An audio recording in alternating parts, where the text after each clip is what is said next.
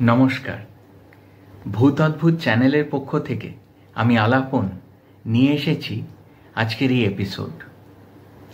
Episode পুনর্জন্মের এক আশ্চর্য সত্যি ঘটনা নিয়ে। আমরা আপনাদের যা যা শোনাবো তা আমরা জানতে পেরেছি সুইস নাগরিক রজার হোলজারের থেকে। রজার স্বয়ংও বিভিন্ন রকম রহস্যময় ঘটনা সংক্রান্ত তথ্য সংগ্রহ করতে ভালোবাসেন।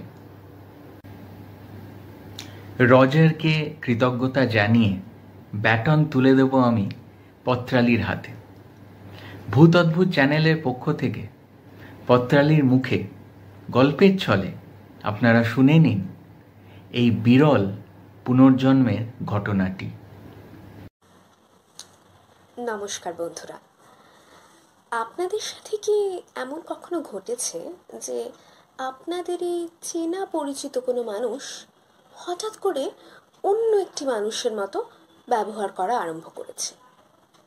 আজকে আপনাদের সাথে এমনই একটা ঘটনার কথা আমি ভাগ করে নেব। ঘটনাটি ঘটে ভারতেই উত্তরপ্রদেশের এক প্রত্যন্ত গ্রামে।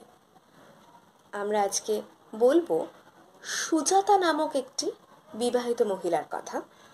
আমরা গল্পের স্বার্থে এখানে নামটা পরিবর্তন করে নিয়েছি। প্রথম অতটা কিছু বোঝা যায়নি, কিন্তু ধীরে ধীরে সুজাতার মধ্যে কিছু অদ্ভুত আমরা ব্যবহার দেখতে আরম্ভ করি। হঠাৎ করে সে মূর্ছা যায়, তার মুখ চোখ খিঁচিয়ে ওঠে। একদিন হঠাৎ করে সে বলে যে 3 দিন পর 19শে অগস্ট তার মৃত্যু হবে। ব্যাপারটা খুবই অদ্ভুত না?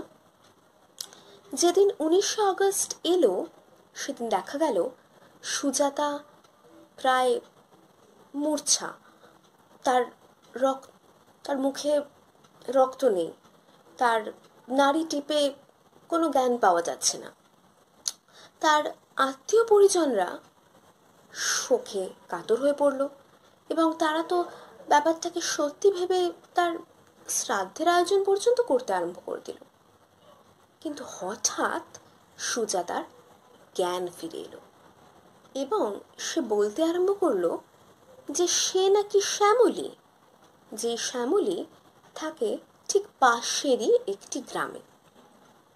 ব্যাপারটা অদ্ভুত লাগছিল, কিন্তু সুজাতা যা বলছিল প্রায় সব তথ্যই মিলে যাচ্ছিল। শ্যামলী নাকি 100 কিলোমিটার দূরে একটি গ্রামে বসবাস করে এবং তার নাকি সেখানে তাকে নির্মমভাবে খুন করা হয়। এই ঘটনা ঘটে সুজাতার ব্যবহারে পরিবর্তন হওয়ার প্রায় 2 মাস আগে। সুজাতা 23 জন মানুষের কথা বলে যাকে শ্যামলী চিনত। সুজাতার ব্যবহারেও শ্যামলীর ব্যবহারের সাথে অনেক মিল পাওয়া যাচ্ছিল। যেমন সুজাতারা ছিল ঠাকুর জাতের আর শ্যামলীরা ব্রাহ্মণ ছিল। কিন্তু যবে থেকে সুজাতার ব্যবহারে এই পরিবর্তন দেখা যাচ্ছে তবে থেকে লক্ষ্য করা গেল যে সুজাতা এমন অনেক বিচার আচার পালন করছে যেটা ব্রাহ্মণরা করে থাকে। অনেক জিজ্ঞাসাবাদ করেও জানা গেল যে এর আগে কখনোই সুজাতা বা শ্যামলীর পরিবারের কোনো যোগ স্থাপন হয়নি। সুতরাং এটা বোঝা যায় যে শ্যামলীর ব্যাপারে সুজাতার কোনো আগে থেকে ধারণা থাকাই সম্ভব ছিল না। গ্রামের সকলে, এমনকি মনস্তত্ত্ববিদরাও এটাই মনে করলো যে সুজাতার ওপর শ্যামলীর আত্মা ভর করেছিল, যেই কারণে সুজাতার মধ্যে এই এত রকম পরিবর্তিত ব্যবহার লক্ষ্য করা যায়। পত্রালীর মুখে আপনারা শুনলেন সবকিছু।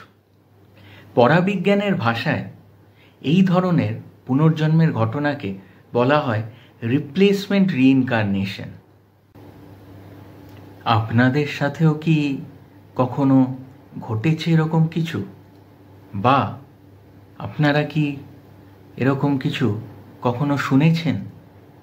আর আপনারা আপনাদের জীবনের এরকমই কোনো অলৌকিক, অব্যাখ্যাত অথবা ভৌতিক ঘটনা আমাদের জানাতে পারেন আমাদের ইমেল আইডিতে ইমেল করেও। হ্যাঁ, অবশ্যই কমেন্টও করতে পারেন, তবে চাইলে ইমেলও করতে পারেন, এবং ইমেল আইডি দেওয়া রয়েছে নিচের ডেসক্রিপশনে। আজকের এপিসোড আপনাদের কেমন লাগলো সেটাও কমেন্ট করে জানাতে ভুলবেন না যেন। আর আমাদের কাজ যদি আপনাদের ভালো লাগে তাহলে অবশ্যই এই ভিডিওটি লাইক এবং শেয়ার করে দেবেন। আর হ্যাঁ, এভাবেই যদি আরও কাজ আপনারা দেখতে বা শুনতে চান এবং আমাদের চ্যানেলের সাথে যুক্ত থাকতে চান, তাহলে অনুরোধ করছি যে আমাদের চ্যানেলটিকে যেন অবশ্যই আপনারা সাবস্ক্রাইব করে রাখেন।